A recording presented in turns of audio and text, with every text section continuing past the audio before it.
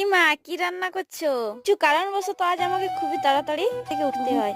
বন্ধুরা, আজ মকর সংক্রান্তির আগের দিন অর্থাৎ বাউরি, তাই বাড়িতে আজ অনেক কাজ। সকলে নিজের নিজের কাজ করছে।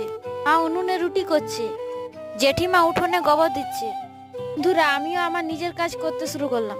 টমিরই ভাগ্য ভালো বন্ধুরা, একে কোনো কাজ করতে হচ্ছে না, এ চুপচাপ বসে রয়েছে। ये बड़ी अच्छी बात कही आप।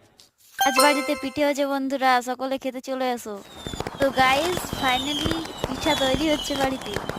আমরা কাকিমার কাছ থেকে পিঠে এবং জেঠির কাছ থেকে গুড় নিয়ে খেতে বসে গেলাম সবাই। বন্ধুরা, আমি দিদার কাছ থেকে খুঁজে নিয়েছি গুড় আর পিঠা, এবার আমি খাবো। বন্ধুরা, আমি তোমাদেরকে সবাইকে মাফ করলাম, মানে তোমরা আমাকে মাফ করবে, কারণ ভিডিও দিতে অল্প লেট হয়ে গেল। গাইস, আমাদের বাড়িতে আজ মাছ তরকারি হবে।